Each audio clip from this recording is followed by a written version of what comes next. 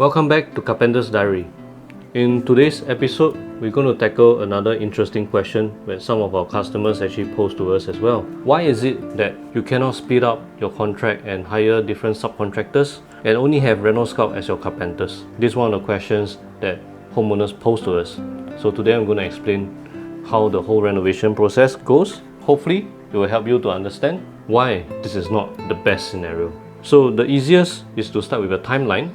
So with a timeline, the first step of the renovation, you start off with a design, then hacking, electrical works, plumbing works, ceiling works, the flooring works, carpentry works, painting, and the finishing. So if you realize the whole flow of the renovation, carpentry is at the last, one of the second last here. But what happens if the design screwed up, the electrical screwed up, the plumbing problematic, the ceiling salah, everything is wrong? And when you ask me to come in, Reno Scout to come in at the carpentry stage, nothing is right. Really nothing is right. There are too many errors, so it interferes with the whole project timeline. We are not unable to install the carpentry because based on the drawings and based on the technical specs that we requested to be, it's all wrong. The site, or rather the project, your house, is not built according to how it's supposed to be done. So the carpentry is not affected. Are you going to pay us to redo your carpentry, or are you going to pay us for the loss? So this is an additional cost. Or you don't pay us. You ask the people that make a mistake. For example, your electrician make a mistake. You ask them to redo their electrical. Okay, wasted time. Redo the plumbing, wasted time and money. Redo the floor. Wow, there's a lot. You got to apply for HDB permit to rehack your floor again because you forgot to bury the water pipes underneath. There are a lot of situations whereby it is best that your whole renovation project is actually managed by one single point of contact. Your main contractor or your main designer, which in this case, which is what Reno Scout is about. We manage the project from the start to the finish to ensure that you have a seamless flow. So what happens? Why will customers come to us and tell us this kind of arrangement, hoping that we can try to fit into their schedule and just be their carpenters? We can do that, but there's a lot of subjected to many terms and conditions. If the site is mismanaged, we will not fix it for you. And if there's a requirement for us to redo our cabinets because of the site mismanagement, you got to pay us for time loss, material loss, and it actually adds up to quite a fair bit. Because per day, the losses is in the hundreds and a week is in the thousands. So anyway, end of the day, why homeowners want to do this is because they believe that when they get subcontractors in, people that charge the lowest for electricity, people that charge the lowest for plumbing, people that charge the lowest for the flooring and the ceiling works as well, they can then save money. But it's not that simple. It really isn't. One of the problems that most homeowners will encounter if they do this kind of arrangement, especially if they are not a contractor, they have no experience in interior design, and it's their first home or second home for that matter. You're going to spend a lot of time liaising with your subcontractors, and because you have no experience on site, a lot of things will crop out. A lot of problems will happen. Things that unforeseen will become basic mistakes will be made. Because why can I say this very confidently is that just imagine someone that comes in as a trainee, as an apprentice, they got to follow us around for 3 years before they can even manage the site. So what is it that we teach in these 3 years? We teach them how to manage the site, how to make sure that the design and the specifications on the technical drawings are correct, how to spot mistakes, and also how to make sure that all the specifications are in order at a certain timeline so that the whole project will not stall. So that is why we do not want the homeowners to face this kind of nightmares, because managing a project and the whole interior design part is actually very complicated.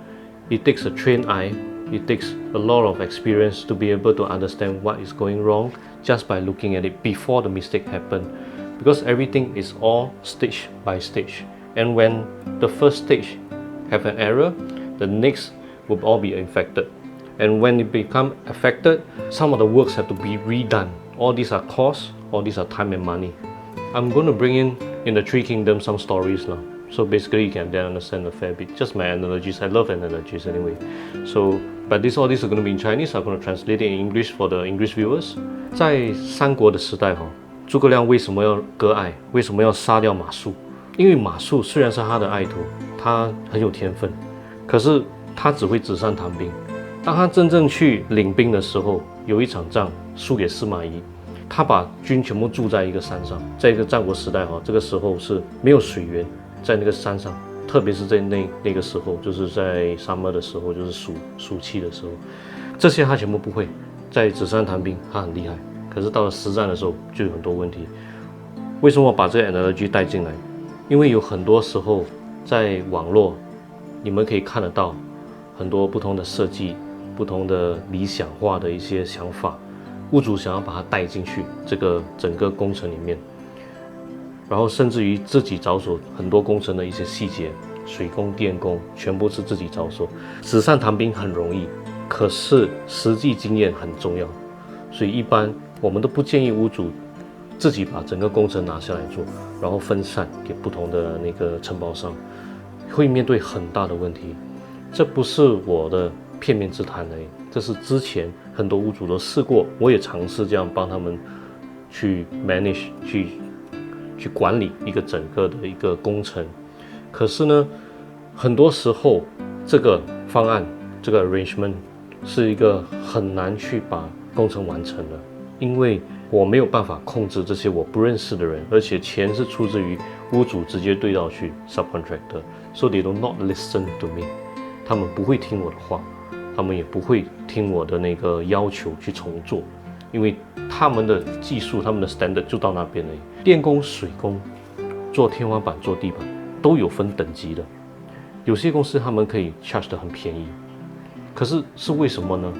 是因为手工的问题啊，手工不好，然后偷工减料，本来电线应该全通常的，他去接电线，我们就是不要这样的东西，或者重用回旧的电线。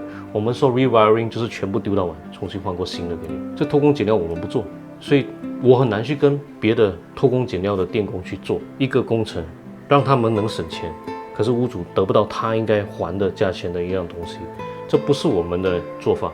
所以我希望大家可以明白，为什么我们一般都不会答应如果你把整个工程分散。And another problem is that every renovation project, it has more than 200 over details. Who's going to come up with the drawings? Who's going to do the coordination? All these are usually done by the main design team, which is Renovation.